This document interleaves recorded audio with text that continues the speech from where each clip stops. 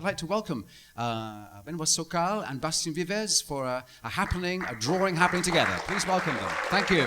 The idea is that this is a sort of relay, a kind of tag drawing, where I think Bastien, you're going to start, is that? You're starting? Yeah.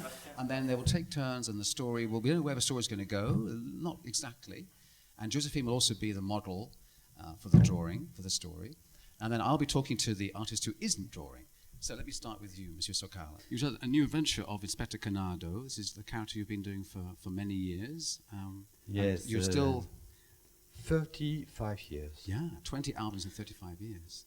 But it's not really my job today, because but Canardo is he follow me. I don't like it, but I think I will kill him. Well, there's a human side to the characters, yes. Because the sexuality of the duck is very, very basic. Yes. And for a story, I prefer sexualité compliquée des êtres humains. I just begin to draw the reality, and Benoît will continue the drawing with his mind.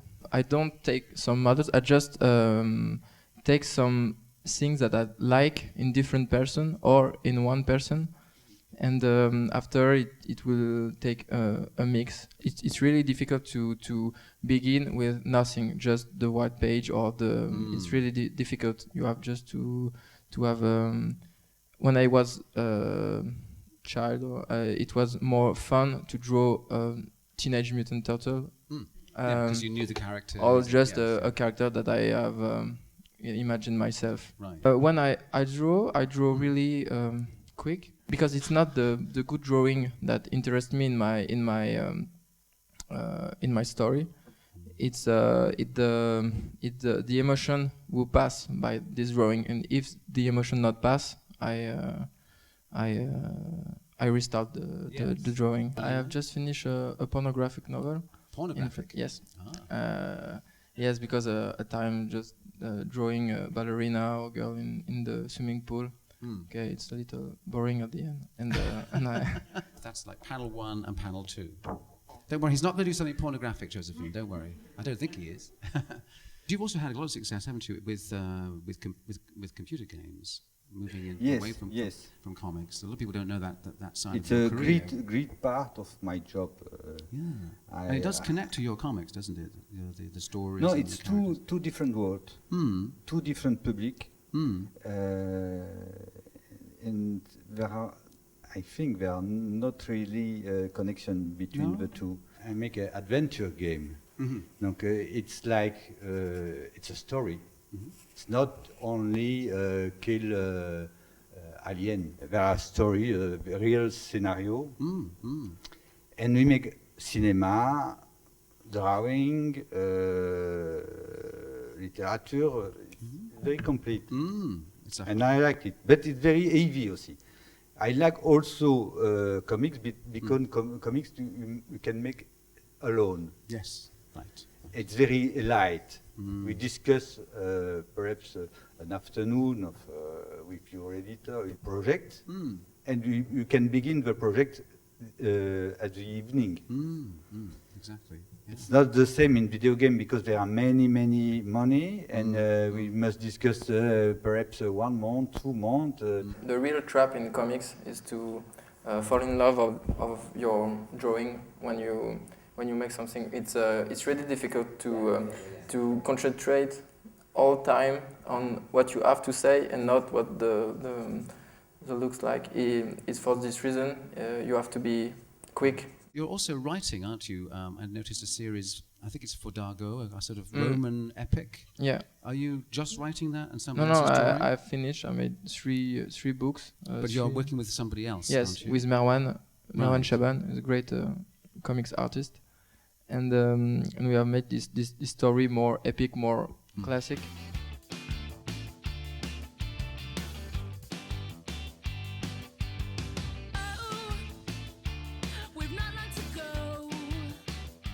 The next book is the musical of Kra.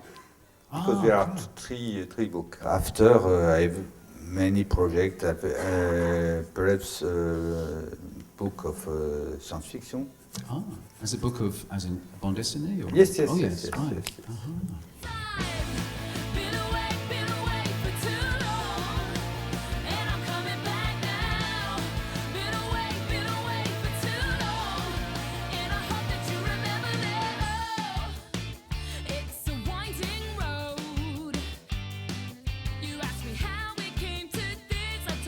The face is not important on this drawing. The thing is important is to see her running.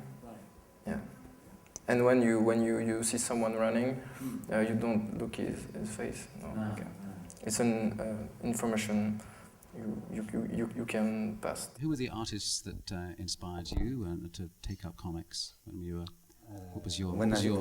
When I was young, it was Hergé and Franquin. The two greats. But, yes, because I live in Belgium, yes. and it was the two great. The two great schools, really. Yeah. After, most important, it was Goprat. Pratt. Because the story, because adventure. One day, I have this dream that I can. I want to make the same like Miyazaki. It's an influence on you, Miyazaki. Yeah. Yes, a lot. Yeah. And what he's doing, I think, is the one who arrive at what he wants on term of storytelling and animation. Personal vision on the screen there. Absolutely. It's incredible.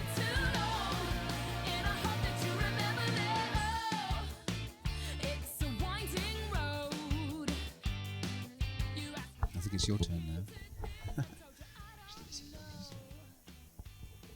What do you think is going to happen here? Then, eh? Is we're going to have a happy ending? What's going to happen here? You asked me how it came to this. I told you I don't know. What's your feeling about the pornography in comics? Because I think there's a lot of very cheap, badly produced pornography. The Japanese make this very, very good. You think? Yeah. Yes, because it's really, I don't know, honest. Yeah. Yeah. Yeah. When it's not you saw the yeah. men who work on this pornographic story, work 200 pages. Yeah. Yes, and he works. Is very honest, I think. And I like the erotic of Richard Corben or person who have very an atmosphere and a universe. Yes, just the pornographic, just to make pornographic, it's not very interesting. No, in comparison. No, right. So it turns out that Josephine's been reading a comic. Yes, and now we can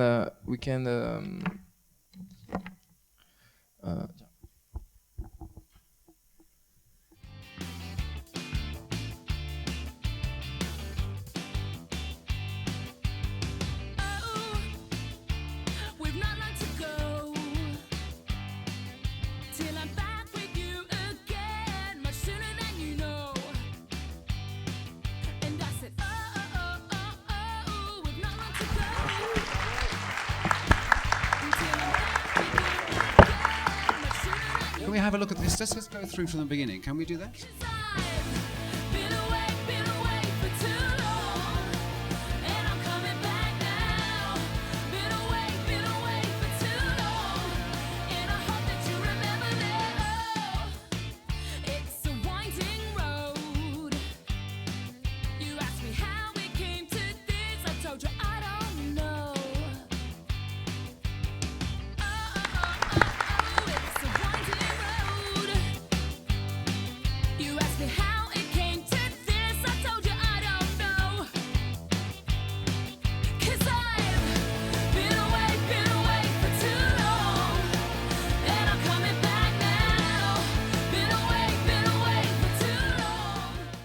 I never thought I was a good artist, a good drawer, but the art of telling a story with frames and the rhythm of frames and the large image and the short one and all of that was something that interested me very much. my drawing was a mix of Hergé, Franquin, Jack Davis, and anybody.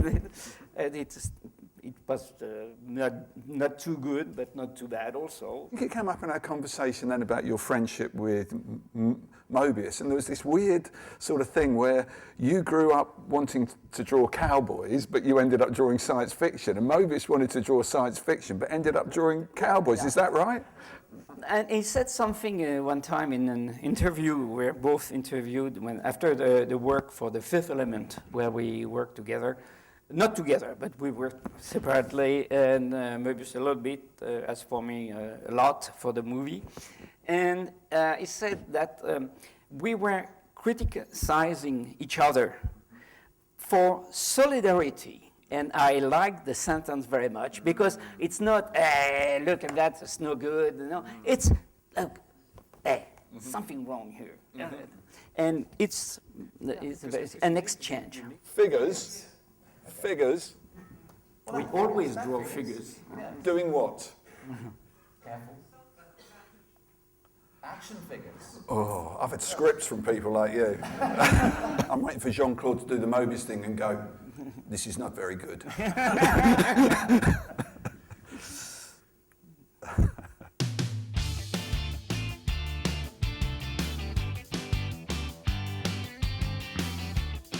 It's almost like, getting a thread and starting pulling it out. And so suddenly you feel it's coming, and the drawing, you never know what you do first. Much sooner than you know. And I said, with not long to go, until I'm back with you again. It was going to be like a sort of Stalinist kind of spaceman, but it's that piece of thread went down a different rabbit hole. And I'm coming back now. Been away for too long. And I hope that you remember that. Oh, it's a winding road. You asked me how we came to this. I told you I don't know. That'd do. I'm done. Hurry up. This is England. This isn't France where you drink red wine and sleep all afternoon. No. You know, it's one thing where I kind of went wrong by thinking that when artists drew, they went straight for that final line. And it took me a long while to realise that you need to be a little more loose about it. One of the things I really love about comics is that it is a collaborative medium. And, you know, I've done things where I've written and drawn them completely myself. And that's kind of a lonely life to do that. And of course, there's also the fact that you've written the story and you're kind of pleased with the story, say, and then you start to draw it. And of course, all you can see are all the faults in the story. And you think, oh, why did I give this to myself to draw? If you've got a good collaborator, and if he's a good professional collaborator, or she's a good professional collaborator, that's one thing. If it's somebody that you're friends with as well, as you obviously are with Christin, that's the best, because it is like a couple of friends having a lark together. It's a bit like when you were a kid, you know, all right, let's be cowboys and the bad guys are over there and I'll go around this way. And you kind of, you know, it's like playing a wonderful game. And I mean, I've been really lucky to collaborate with some great writers, and obviously like Alan Moore, Frank Miller, John Wagner, Pat Mills, and also I've done a bit of writing for other people, and again, you know, with some wonderful, wonderful artists. And I like to think, I've always found it when I've written for other people, that what you come out with at the end is, you know, that thing where the whole is greater than the sum of the parts. So it's always a good collaboration is the best thing of the lot. Yeah. And to see also the reaction of Christin, looking at the pages when I finish, he comes to my studio and he's my first reader. He's the first reader. And he will never criticize, saying, it's not what I wanted you to draw. That's not... It never gives me an indication of what I should draw, but the mood, the atmosphere, what's happening. And then he discovers things, and sometimes he's really delighted. Some other times we agree it's not so good, and next page is going to be better. Yeah.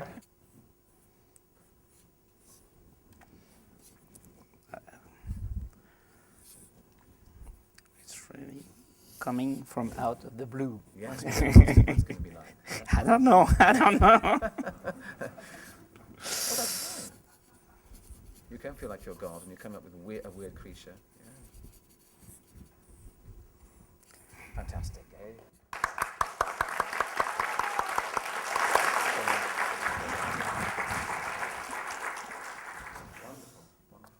I used to live in a little village in the middle of nowhere, and they had a library van that came around every Thursday. And once I latched onto science fiction, I just gave them, I want everything by Arthur Clarke, everything by Robert Heinlein, everything by Isaac Asimov. And I just must have read everything they did. But then it was really strange. One day when I was maybe in my 20s, I opened a science fiction book. It was Larry Niven, who I'd really liked up to then. And I read the words hyperdrive, and I thought, I've had enough of these hyperdrive. it was just something, and then I sort of moved on to the next genre, which was kind of hard-boiled crime stuff, you know. I think that's what I really loved about science fiction, was the infinite possibility of it, you know. But then I think you get to a certain stage and you want to think about your own infinite possibilities. A monster eating a car. A monster eating a car? Can we just have a spaceship? Well, he's done it. Next one. I was to be the last stage of evolution Monster of the human being, you know. Oh, yeah. Yeah, that's better. That's better.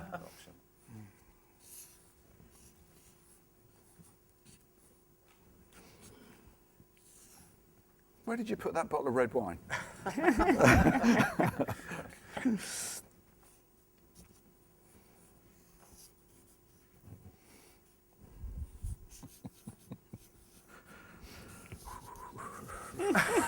Done. Come on, let's have a look. Let's see. That's right, no, I haven't finished yet. Oh, okay. Don't pressure me. Oh, it's a monster crushing a car. Yeah, and eating it. Oh, God. Excellent. Very good. I'm working right now on a new book which goes back to the older stories to explore and maybe discover some sequence which didn't exist at the time we were telling the story. And now I can make a big illustration, color illustration, double page, and 6 or 8 pages. I want short stories. Right. I don't want to drag 50 pages, which the last book, it took me about 3 years to draw. So 3 years to draw is too long. Forrest gave me one drawing one day, which I still keep and I really cherish. It's Lolene and Barbarella playing saute-mouton. What's that? Oh, It's when you jump on the back of each other. Oh, a leapfrog. Leapfrog, yeah. yeah, something. Yeah. So he made a very lovely drawing, and he gave it to me, and it was because he said that when I came out with a new character, he said it gave him the will of going back to Barbarella, and he did a few more episodes of Barbarella at the time. It's true that we've always thought that to have a nice character and a good-looking girl and bright, and because Varian is he was not a stupid action man, but he's not very, very bright, and we don't like superheroes. The two things I've got on the go at the moment are, there's a series that I'm doing with Mark Millar, who probably most of you here have heard of. He wrote the comic book that the Kick-Ass movie was based on and so on. There is another thing called Treatment, which is basically the idea is freelance police on reality TV. And also I'm in connection with that, I'm working with Liam Sharp, who's a well-known comic book artist and writer, and a few friends of his, on an iPad app called Madefire. If the drawing is good, okay. If it's bad, let's start again. Those little retouches that kill me, you know, psychologically. I think that if it's wrong from the start. Yeah. Do it again.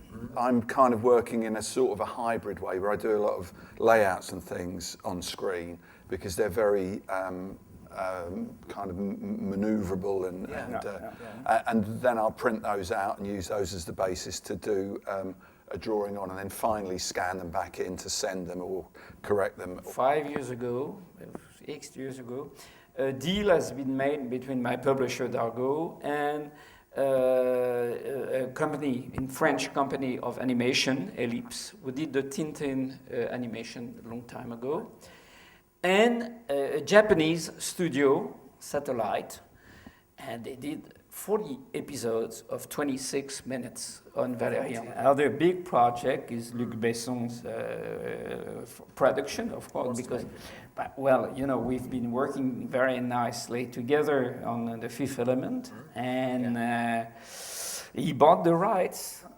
But since then, it's 5 years ago, and things are not coming and don't looking very good right now because, well, maybe that the business, cinema business, is nothing to do with publishing, you know.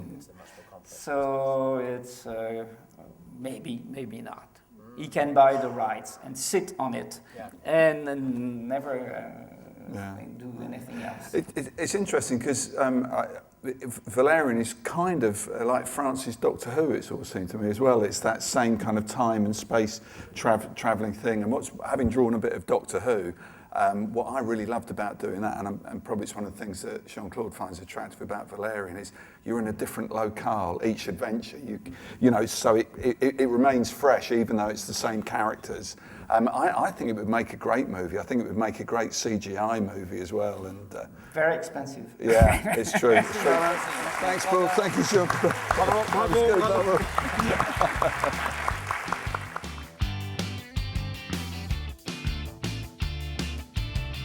We are extremely pleased tonight to have not Mr. Blake and Mr. Mortimer, but to have the screenwriter of the new series of Blake and Mortimer, Yves Sant, and we have André Julliard as well, who is doing all the drawings. So tonight we will talk about these two characters born from the imagination of a Belgian author called Edgar Peter Jacob. How did you come to take over from Mr. Jacob the adventures of Blake and Mortimer? When we were 12, we both discovered Blake and Mortimer in the Tintin magazine, which was very popular in Belgium and France, and also in books later on.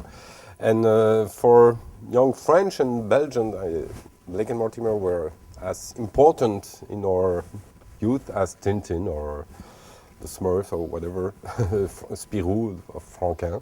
So that's when we started our first contact, long time ago. And when 30 years after someone proposed you, well, would you write the story you never read of Blake and Mortimer before? Well, it's of course a big honor and a big challenge. And you jump into the opportunity and say, yes, I will do it, I'll try to do it. First, when you have the general idea of the story, the novel, then you start to read and search about that period of time. It's really fun for me to dive into the 50s. Then it's a long process. When after a few months of reading, trying, searching, you have some kind of a script. And then, only then, you start to cut the story into pages, to cut in each page into cases, and describe for the artist who will draw it, Audrey Niffenegger, in this case, to describe in each case what needs to be drawn, to be showed, and you have to write also the dialogues. So I write all that. It's a big book like this. André reads it.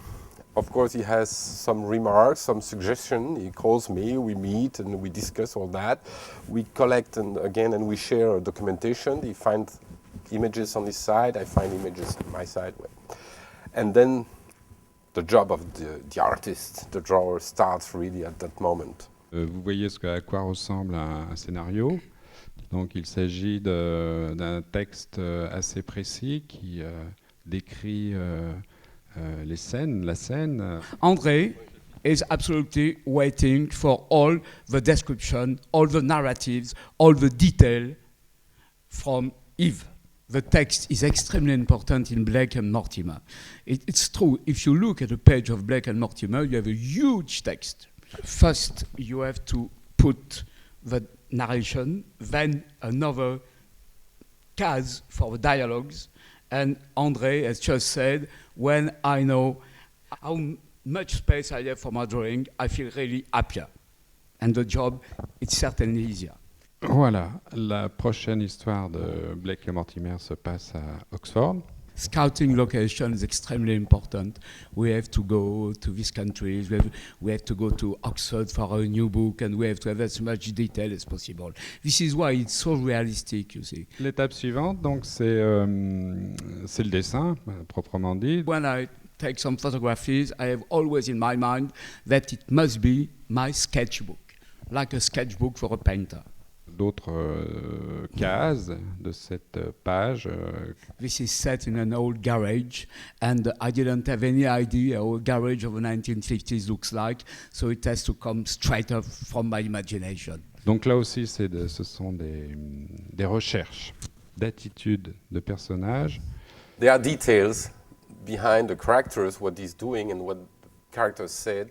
There are details that are very important. For instance, there's a motorcycle under the cover on the backside. It's very important that it's there, and you see why later on. And later on, we'll come back in the garage, and you'll see that the motorbike is not there. It's made not by hazard. It's just made to give credibility to the whole story. So we are playing a lot like that with like Jacobs was doing, or Hergé was doing in his Tintin, and it's really that's our work. We're playing like kids, and we're paid for that. That's great.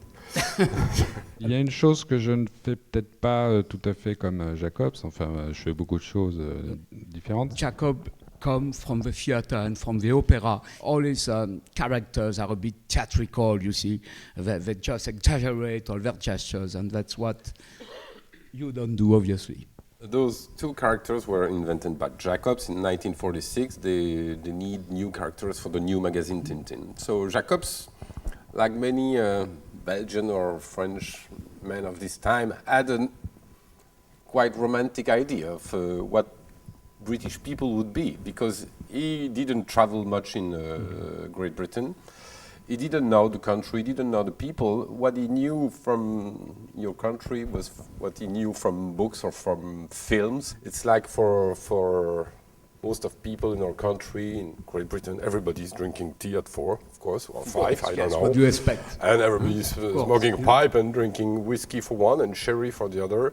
And everybody's always very, very polite, you know. And members of a club, of a gentleman of course, club, of course. Yes. And all those cliches are, almost all of them are in Blake and Mortimer. And I think today it's quite, for us, quite funny. But also, the story must be very realistic, and so it's the opposition of the two aspect that makes maybe it's a success. I don't know. They are out of time, and they are forever in the 50s, and the 50s are forever what we have in our head that looks like 50s or 60s or 40s, whatever. Those characters are out of time, I think. But what's important is to make stories which can talk to the reader of today. So we have to be logic with what people knew in 1954, but the kind of story, the kind of action, everything we do has to be acceptable by the public of today. In this autobiography, Jacobs wrote himself the biography of the three main characters, Blake, Mortimer, and Colonel Ulrich. Jacobs wrote all that, but he never did anything with that information. He just gave us like that in a text, no longer than that. So we read it and we said, well, he gives us the possibility to speak about the youth, because once again we were afraid to do so, like, ooh, fans will tell us, how do you dare saying that or that? Well, we can do it. Jacobs did it, give us the information. Blake and Mortimer, it's not a series of polar or mystery. It's not only a series of science fiction. It's not only a series like Indiana Jones before Indiana Jones. It's all of that. And for us, it's a great pleasure, because each time we search for a new idea, we do like him. So we can go from one kind of story to another one, and we have to do it, because if we were always working in the same way, people would say, well, it's not Jacobs, it's not Blake and Mortimer anymore. Voilà, here we are. Now I have to thank Yves Sant, and I have to thank as well André Julien. And I can assure you one thing, that's the first time ever that Black and Mortimer are in front of a British audience in London.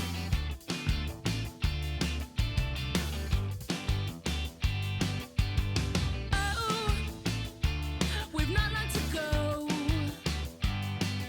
till I'm back with you again, much sooner than you know. He evolves so rapidly. I mean, the slides I'm going to show you sort of go through most of his major changes, but for him, you know, Picasso's blue period lasted years. Beardsley's periods would last months. I'm 14 years old. I'm looking at these drawings, and even before I got to the obscene ones, I was completely captivated because they were so different from anything else I had seen. This is an illustration that he made for Mallory's Mort d'Arthur. It was his first major commission. This is pretty typical of early Beardsley. The ingredients are all there, but there's all this sort of extra foo-foo. The drawing is being slowly strangled by all these incidental lines. I'm sitting there looking at this and I'm thinking, oh my gosh, this is amazing. And I'm reading this book. And when you're 14, you sort of don't know any better. And so I didn't realize that he's kind of an eccentric or kind of an outlier in the history of art. So I modeled myself on him. I thought, you know, this is the way to be, you know, get everything out of literature and books, you know, deal with things that are completely outside your actual experience, and center yourself on weirdness and the fantastical. It all appealed completely. And I'm 48 years old now, and I'm still deriving a lot of nourishment from this work. It continues to inspire people because his stuff still looks so modern. You can look at this work, especially the more simplified ones that will be coming to soon, and see that really, if he was working today, he'd still be massively impressive to a lot of possible commissioners out there. You would see that the early ones are very earnest and very diligent in their homage to the William Morrissey, Kelmscott-y look. And that as he goes on and he gets more and more and more bored, and also more and more influenced by the Japanese, the irony and the darkness and the weird stuff kind of creeps in. These are books of little witty sayings and jokes by Charles Lamb and people like that. I was quite startled to discover when I finally got my hands on a copy of this book is only about 4 inches tall, and the pictures are teeny weeny. They truly are grotesques, and that's what was asked for. And he seems to have taken a lot of joy in just getting stranger and stranger. A lot of them, like this one, make reference to fetuses, and there's a lot of really dangerous-looking women. Beardsley's women are very different from anything else that was going on at the time. I mean, you have to look to other artists, mostly in Germany, to find this kind of femme fatale look that he embraced. This is from a batch of drawings that Beardsley did to illustrate Oscar Wilde's play Salome in its English translation. The drawing is called The Woman in the Moon, and the Woman in the Moon is actually kind of a caricature of Oscar Wilde, with whom Beardsley had a somewhat complicated relationship. Oscar Wilde was very enthusiastic about Beardsley's art and was very delighted to get Beardsley to be the illustrator for this. The play depicts on stage things that were far more explicit and sexual and violent than theatergoers were accustomed to seeing on stage at that time. And the illustrations make this explicitness completely graphic. You know, you don't, when you look at illustration of that period, there's not a lot of blood and guts. There's a lot of flowers and decorative looking ladies. This is an extremely lovely and very original looking work. The openness of the background, the balance of nothingness with big black areas, and the delicacy of the line coupled with the kind of aggressiveness of the action are quite startling even now, but certainly to people of that time who were used to something a little more sedate. And so things continue to get more and more spare. and also more and more contemporary. I mean, he's starting to do things that aren't full of people running around in armor. He's portraying people who could be sitting next to you at the pub. Beardsley was one of the founders of the Yellow Book. If you sit down and read a copy, everything in it except Beardsley seems pretty sedate. This is an especially favorite image of his for me. I mean, the way she's looking at that bunch of books outside the bookstall as though she's going to eat it or make love to it, just, I don't know, it's very wicked. This is an image called the Wagnerites. He was especially interested in Chopin and later Wagner, but you'd never know it because he makes these people just look like they're all going to an orgy afterward or something. Like his drawings, he was somewhat, I think he courted a certain ambiguity, and unfortunately that didn't do him any good when Oscar Wilde was jailed, because people associated the two of them after Salome, and Beardsley was suddenly, going from being the most popular illustrator in London to someone who couldn't get any commissions at all because people felt that he'd been tainted by the Wilde situation. The style now morphs into this almost eye-puzzling style. I mean, these are almost like Where's Waldo? I mean, you have to sit and really look at them for a while before you can resolve into the action, find out what's happening. They become practically abstract.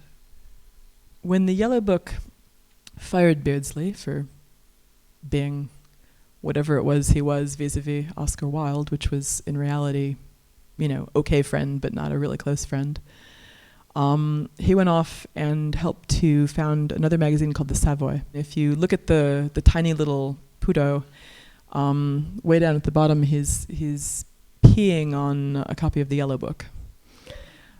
So, nice joke, but that wasn't really going to work out. And so the version that actually got used just has a discreet little guy down there and no Yellow Book.